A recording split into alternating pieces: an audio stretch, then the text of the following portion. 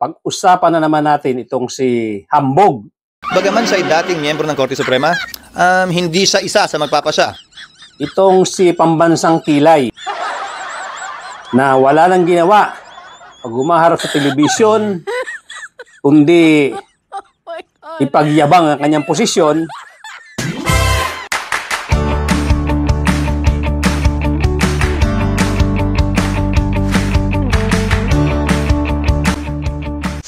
Doon po sa mga bago lang dito sa aking channel, kindly subscribe, kindly hit the notification bell, pati na rin yung like button, at pakishare na rin po para lumaki ang ating community.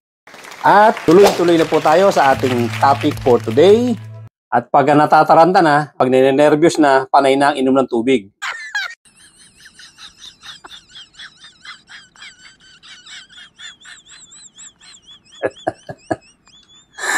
Alam niyo itong si Chis Escudero, sa sobrang pagdidepensa sa kanyang ambisyon na nakuha niya naman yung pagiging Senate President once again.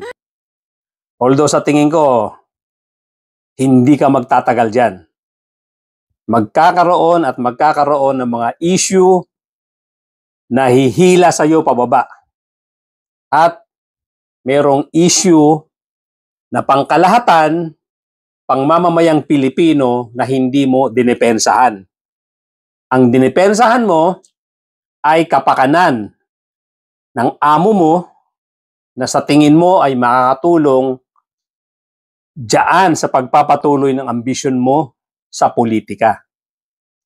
Kaya sa tingin ko, hindi magtatagal ay maa-unseat ka dyan dahil ang kinalaban mo ay yung konstitusyon at ang mamamayang Pilipino. Tandaan mo ang sinabi ko, Kilay, Chis Escudero. At gaya nung sinabi ni Professor Jokno, sa tingin ko hindi ka naman talaga karapat-dapat tawagin na honorable. You do not deserve to be called honorable dahil wala kang pinakitang honorable na mga pagkilos at pananalita. Lumalabas ang iyong pagiging arrogante, lumalabas ang iyong pagiging ambisyoso diyan sa mga ikinilos mo at pinagagawa mo diyan sa Senado. Na sa tingin ko nga, hindi magtatagal at mapapalitan ka dahil darating ang panahon, maikling panahon na ang taong bayan pa rin ang mangingibabaw, ang katotohanan at konstitusyon ang mangingibabaw dito sa inyong mga issues na sinupress para lang sa iyong political ambition. Chis Escudero. Ngayon, binabanatan ka na mismo ng alma mater mo. Isang professor na nagngangalang Serena Jokno ang nagsabi ng mga pawang katotohanan tungkol sa mga ikinikilos mo, tungkol sa pag-upo mo dyan bilang isang Senate President, bilang isang senador ng bayan. Ano ang silbi ng utak at talento kung walang prinsipyo at tapang upang panindigan ito? Yan ang sinabi ni Professor Jokno. At definitely, wala na ba ibang pinatatamaan dyan kung di ikaw? Imagine, isang salita, forthwith, ay ayaw intindihin ng nanunungkulan sa Senado. UP graduate, At binigyan pa ito ng bagong kahulugan. Hindi agad, forthwith, hindi 4 na buwan makalipas. O dili kaya kapag may panahon pa ang Senado. Dagdag niya, kasalanan ng mga gumawa ng ating saligang batas ang di umano'y kalabuan ng salitang forthwith. Dapat daw, sa halip nito, ginamit ang salitang immediately. What utter nonsense. The position does not confer honor. You bring honor to the position, not the other way around. And this applies to UP, as well as to our country, and every aspect of our lives. At pinagdiinan dito ni Professor Jokno yung tungkol doon sa isyung forthwith, na kung saan iba ang interpretasyon nitong si Chis Escudero. Hindi raw ito agad-agad. Hindi raw ito nangangahulugan na gawin kaagad yung trial. Na kung babasahin naman natin, diyan sa konstitusyon, sinasabi, in case the verified complaint or resolution of impeachment is filed by at least 1/3 of all the members of the House, the same shall constitute the articles of impeachment. And trial by the Senate shall forthwith proceed. Lahat po halos ng mga tao, mula sa mga hindi naman mga lawyers, mga kabataan, high school, mga college students, hanggang sa pagdating sa mga professionals, mga estudyante, at mga legal luminaries, mga lawyers, pati yung organization ng mga lawyers na gumawa rin ng mga position letter na nag-i-interpret na itong forthwith ay nangangahulugan kaagad-agad. At mapapansin nyo, isa rin dito sa dumepensa sa definisyon ni Chis Escudero ay itong si Alan Cayetano, na sinasabi niya nga, hindi rin daw agad-agad, hindi raw immediately ang kahulugan. Ewan ko, anong mga dictionary binasa nito? Ang sabi ni Alan Peter Cayetano, kung hindi ako nagkakamali, ang sabi niya, ito raw ay susunod kaagad. Isusunod kaagad, ang sabi naman ni Alan Peter Cayetano. Isipin nyo yan. Madepensahan lang itong kagustuhan ni Chis Escudero at ng mga Duterte Black na yan. Ganun na lang nila ipinaglaban ang salitang forthwith na hindi nangangahulugan ng immediately sa kanila. At gaya nga ng sinabi ni Professor Jokno, binigyan nga ng ibang kahulugan. Hindi forthwith na agad-agad, kundi fourth month. Matindi talaga itong si Chis Escudero. Ginawa niya na talagang idol itong mga Duterte. Ano bang meron sa mga Duterte na tinutularan itong si Chis Escudero? Yung pagiging arrogante. Yes, mga kapatid, mga kababayan. Nakita siguro niya na very popular itong si Digong Duterte hanggang ngayon, very popular itong si Sara Duterte hanggang ngayon dahil sa mga pagiging arrogante at mayabang. At ginagaya niya. Ganun na rin ang ginagawa niya. Isipin nyo, lahat ng mga legal luminaries, lahat ng mga nagsalita na mga merong nalalaman sa batas, yung sa mga, pati yung mga organization diyan sa mga universities, mga professors, pati yung organization ng mga lawyers, nagsalita at gumawa ng position letter na sinasabing ang forthwith ay dapat kaagad-agad. Nilabanan talaga ni Chis Escudero yan. Pinanindigan niya yung kanyang sariling interpretation na ito ay hindi kaagad-agad. Ganyan po katindi ang pagiging arrogante nitong si Chis Escudero dahil nga kopyang-kopya niya yung pagiging arrogante ng mga hinahangaan niyang Dutertes. Yun ang tinutularan niya. Sabi niya siguro, very popular ito mga Duterte. Wala man ako nakikita dito kundi yung kayabangan, yung pagiging arrogante. Magaya nga. At yun ang tinutularan nitong si Chis Escudero. Kahit na sino pa ang nagsabi sa kanya, pati yung mga framers ng 1987 Constitution, iniinsulto niya. Hindi lang siya pinapatulan dahil ayaw naman bumaba doon sa level na kinatatayuan na level ni Chis Escudero. Kasi nga, parang hindi na worth para dito sa mga legal luminaries na to, na makipagtalo ka kay Chis Escudero na nakikita nyo naman yung mga katuwiran niya na wala sa lugar. Masyado kang bababa doon sa level na gustong diskusyon itong si Chis Escudero na level ng kulang-kulang sa pag-appreciate ng katotohanan. Malayong-malayo ang kanyang interpretation doon sa forthwith. Malayong-malayo doon sa nalalaman nating interpretation na kung saan available naman sa lahat ng klaseng dictionary. Naando doon yan sa mga dictionaries. Ilang dictionaries ang binuksan ko? Iisa ang sinasabi. Without delay at immediately. Pero silang dalawa ni Alan Peter Cayetano, itong si Alan Peter may sarili din, ang sinasabi niya, hindi raw kaagad-agad yan, hindi raw immediately, kundi isusunod kaagad.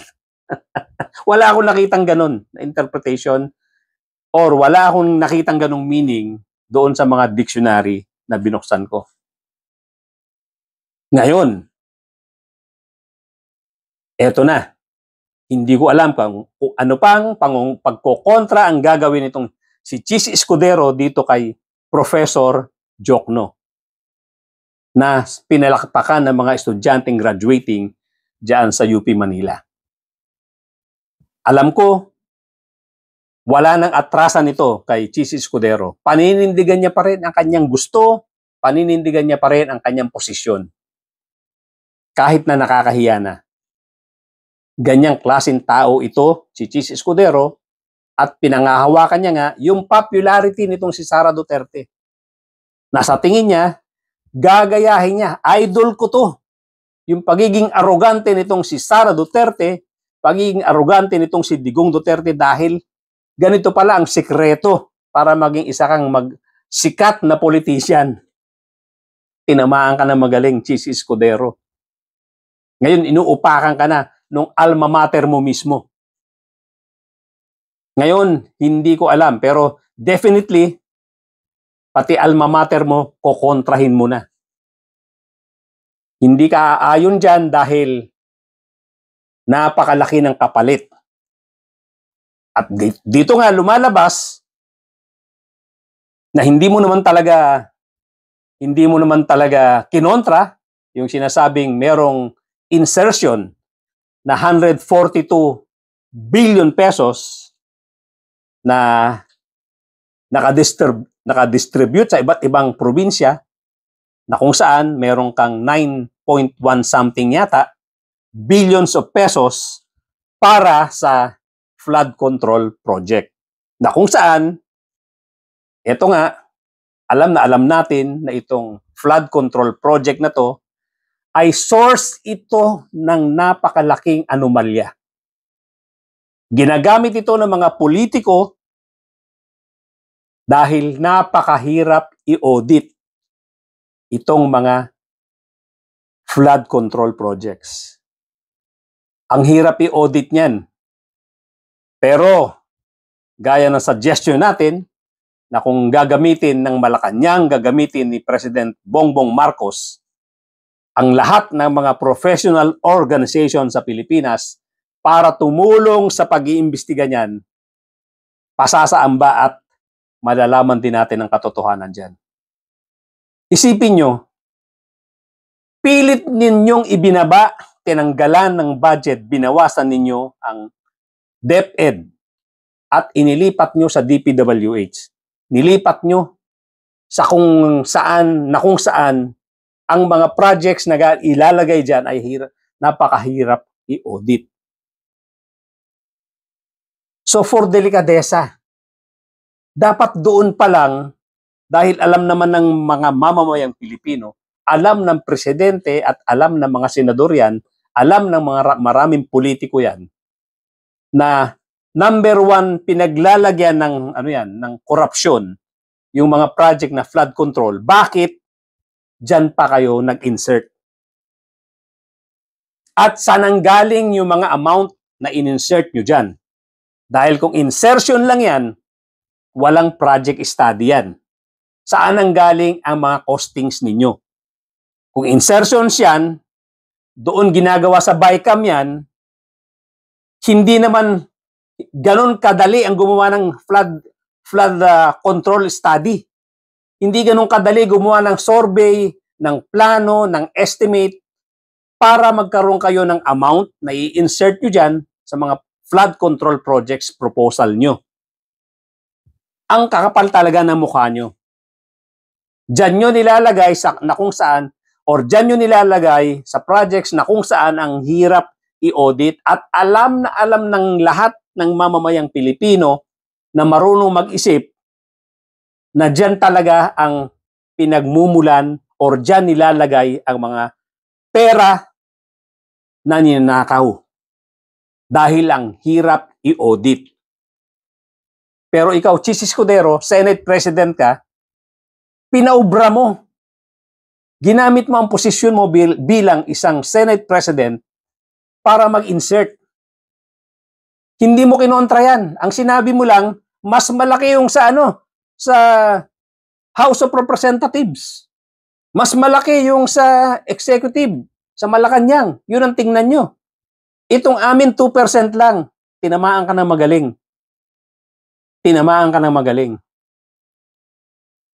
Yung 142 billion, hindi maliit yan.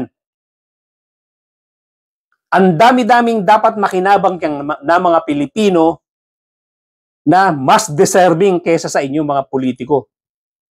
Yung sinasabi mong mas malaki yung sa House of Representatives, mas malaki yung sa executive, kung totoo yang sinasabi mo, ikaw ang merong kapangyarihan para mag-imbestiga. Dahil naandyan ka sa Senado, ikaw ang Senate President. Paimbestigahan mo yan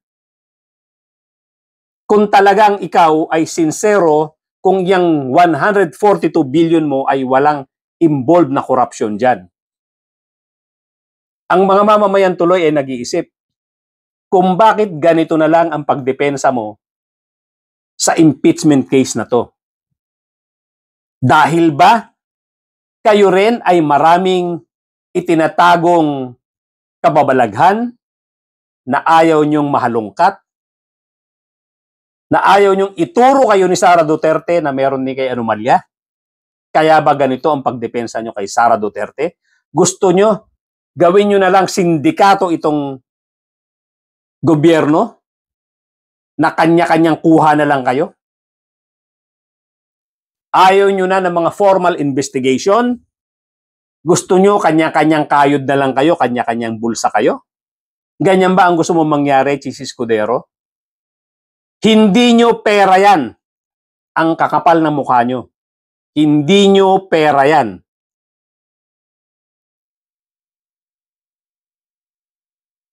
Gusto nyo, pagtulong-tulungan na lang, kunin ang pera ng mga mamamayang Pilipino. Padadaanin nyo sa mga proyekto ninyo. Itong nangyaring investigasyon sa House of Representatives, ang investigasyon dyan sa lower house tungkol sa mga supposed to be anomaly or yung intelligence or yung confidential funds nitong Sara Duterte, kitang-kita naman doon sa investigasyon na may anomalya talaga. Pero ganun na lang ang tigas ng mukha nyo sa pagdepensa nyo. Ayun pala, meron din kayong dapat sagutin sa mamamayang Pilipino. Kaya pala ganyan na lang ang pagdepensa nyo. Kayo rin mismo, meron kayong itinatago na dapat yung sagutin later on sa mamamayang Pilipino. Sana ituloy nila Senator Ping Lacson at ni Senator Tito Soto ang pag-iimbestiga diyan sa mga insertions na yan. Dahil sobrang kapal ng mukha ninyo, hindi nyo pera yan. Yung sinasabi mong mas malaki ang insertions ng House of Representatives, Chis Escudero, imbestigahan nyo. Wala kaming magagawa dyan, mga mamamayang Pilipino, kung pag-iimbestiga ang pag-uusapan. Kayo ang dapat mag-initiate niyan. Ang suggestion ko lang, gamitin kung talagang seryoso sa pag-iimbestiga, especially dyan sa mga flood control projects na yan, gamitin ang mga professional organizations kung talagang iimbestigahan yan ng Malacanang. Ang professional organizations ng mga arkitekto, ng mga engineers ang makakatulong talaga dyan. Umpisa sa mga survey, sa paggawa ng plano, pag-estimate na hindi nyo kayang gawin. At hindi rin pwedeng ibigay yan sa mga individual private contractors, individual private practitioners or professionals. Dapat sa organization para makapili ng mga taong honest at walang political attachments at yung mga the best of the best. Yung mga makakatulong talaga sa pag-iimbestiga, yung mahuhusay na tao na i-assemble at i-recommend ng mga professional organizations. Sana po, Mr. President, makarating sa inyo itong suggestion na to dahil kung kayo-kayo dyan sa gobyerno mag-iimbestiga, I'm sorry po, with all due respect, Mr. President, mauuwi lang sa wala yan. Kung hindi nyo itatap itong mga professional organizations, mga professional private organizations, wala pong mangyayari dyan. At itong si Chis Escudero sa sobrang kahambugan, hanggang ngayon naninindigan, ay hindi namin tatantanan dito sa aming mga ginagawang pagkokomento. Ang Supreme Court, gumawa na rin ng kanilang posisyon. Sinasabing yung first three impeachment complaints na hindi nakarating dun sa Justice Committee ay pinalalabas nilang initiated. At sinasabi nga ni Chis Escudero dito sa isang depensa niya, sa isang interview sa kanya ni Karen Davila, na tinanong siya ni Karen Davila kung vindicated siya. Ang sinasabi niya, yes. At ibabalik ko sa kanila. Dahil ang sinasabi nila, ang makakapag-decide lang yan tungkol sa one-year rule, one-year ban rule ay ang Supreme Court. Hindi po ganon ang sinasabi ng mga legal luminaries. Ang sinasabi, kung may impasse, kung may hindi pagkakasunduan, kung merong abuse of discretion, tsaka lang magdi-decide, ang magiging final arbiter ay Supreme Court. Iniiba-iba ni Chis Escudero ang salita pag nasa harap na siya ng telebisyon. Walang sinasabing ang makakapag-decide lang sa one-year ban rule ay ang makakapag-decide lang yan ay ang Supreme Court. Walang sinabing ganon, Chis Escudero. Iniba mo na naman ang salita. Halatang halata ka na tinitwist mo ang mga salita pag ikaw ay nasa harapan ng telebisyon. Walang ganon. Ang sinasabi lang, kung merong grave abuse of authority, kung merong impasse, kung merong hindi na pagkakasunduan, ang final arbiter ay Supreme Court. Hindi yung sinasabi mong Supreme Court lang ang pwede mag-decide diyan sa one-year ban rule. Walang ganon. At sinabi mo pa, ngayon naman daw, since nag-rule na ang Supreme Court, iniiba na naman daw ang salita nitong mga legal luminaries na to. Ang sinasabi naman daw ngayon, dapat daw ang wag sundin ang Supreme Court. At ang Senado ang mag-decide. Again, iniiba mo na naman ang salita, Chis Escudero. Kaya nagsalita ang mga luminaries, nagsasalita ang taong bayan na wag sundin ang sinabi ng Supreme Court, ang ruling ng Supreme Court, dahil iniba nila ang rules in the middle of the ball game. Binago nila ang definition ng initiated. Binago nila. Kung ang interpretation lang ang hihingiin natin sa Supreme Court, kung magiging arbiter lang sila, hindi dapat nila binabago yung rules. Ang ginawa nila, ang sinabi nila ngayon, ibang-iba doon sa Francisco Jr. versus House of Representatives na ruling. Iniba ng Supreme Court. Kaya nagsasalita ng ganito ang mamamayang Pilipino, nagsasalita ang mga legal luminaries. Hindi nila ininterpret. Hindi ininterpret na Supreme Court, binago nila ang batas. So anong ibig sabihin nito? Itong si Topacio, dinimanda pa itong Sir Richard Haydarian. Itong sila, sino pang dalawa itong, may mga dinimanda sila dahil kinikriticize yung Supreme Court. Kasi naman, Supreme Court, hindi mo ininterpret, binago mo ang rules. Pambihira ka.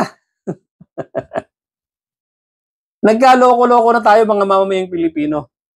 Pinagkaisa na tayo ng langit at lupa. Iniipit na tayo ng mga taong nasa posisyon para hindi tayo maprotektahan ng konstitusyon. Hindi po ba ang pinaka-importante sana dito yung maprotektahan ng konstitusyon, maprotektahan ng mamamayang Pilipino? Hindi yung procedure. Dito binigyan nilang importansya yung procedure na kino-question nila over the rights of the people to know kung ano ang katotohanan. Kung ano ang gustong malaman kung ano ang gustong malaman ng mga Pilipino, ng mga mamamayang Pilipino, dinidisregard nila. Tinitechnical nila para lang masunod ang gusto nila. Bakit nga ba? Ano bang meron dyan kaila Digong Duterte at Sara Duterte?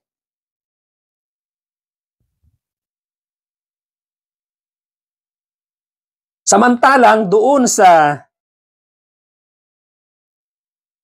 pag-rule ng Supreme Court diyan sa Francisco versus House of Representatives, sinasabi dito, the Supreme Court employed 3 principles in deciding the case. Itong Francisco versus House of Representatives. Ito ang sinabi nila. Ito yung ginamit nilang pamantayan. Whenever possible, number 1, whenever possible, the words in the Constitution must be given their ordinary meaning, verbal edges, or yung plain meaning lang. Ibig sabihin, huwag mo i-complicate. Huwag mong bigyan ng iba't ibang interpretasyon.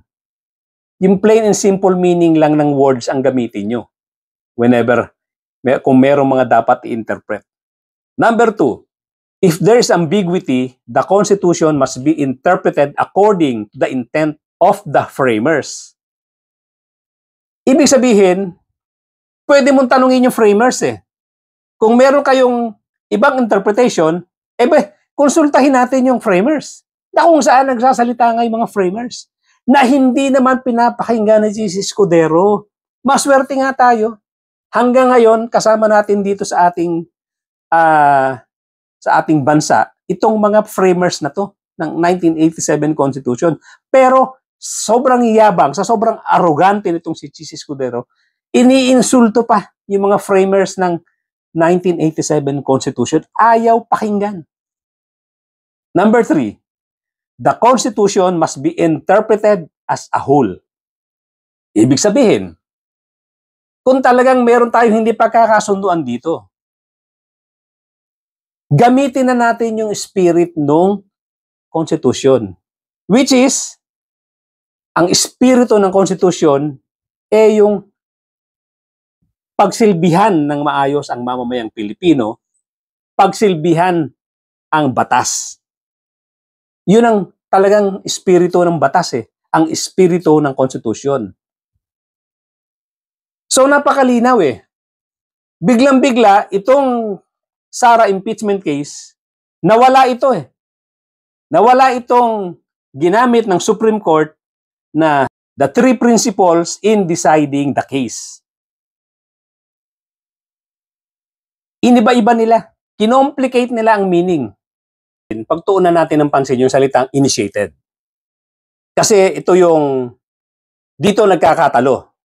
Ito yung salitang ginagamit ng Supreme Court para palabasin na ang articles of impeachment, lalong-lalo na yung tatlong nauna, ay na-dismiss at ito ay initiated. Kung kaya, yung pang-apat na articles of impeachment ay pumasok na doon sa 1-year ban rule. Pumapasok na doon sa 1-year ban rule. So ano ba talaga ang sinasabing kahulugan ng initiated? Babasahin natin. Yung section 16 and 17 state that the impeachment proceedings are deemed initiated. Number 1, if the House Committee on Justice deems the complaint sufficient in substance. Number 2, if the House itself affirms or overturns the findings of the House Committee on Justice on the substance of the complaints. Or number 3, by filing or endorsement before the House of Representatives, Secretary General by 1/3 of the members of the House. So ito yung tatlong klase ng pag-iendorso ng impeachment articles. Obviously, yung tatlong naunang articles of impeachment ay hindi umabot sa House Justice Committee. So ngayon, lumalabas, itong prosesong to, hindi pinagdaanan ng tatlong naunang impeachment complaints. Ang nakarating lang doon sa Senado ay yung complaints na pinirmahan na mahigit 2/3, hindi lang 1/3. 2/3 ng mga members ng House of Representatives. Yung tatlong nauna, hindi na siya tiningnan, hindi na siya pinarating sa Committee on Justice ng House of Representatives. Na klarong-klaro pinapaliwanag ng ating konstitusyon na it will be deemed initiated kung yan ay nadala sa Committee on Justice na hindi nga nangyari. Ngayon, yung fourth complaints, hindi rin dinaan sa Committee on Justice dahil nga pinirmahan naman niya ng over 2/3. Sobra-sobra sa 1/3. Pinirmahan niya ng mga members of the House of Representatives at dinaretso na ng filing sa Senado na ayaw i-honor ngayon ng Supreme Court. So ngayon, itong sinasabi ni Chis Escudero na itong mga legal luminaries nagbago na naman ng salita.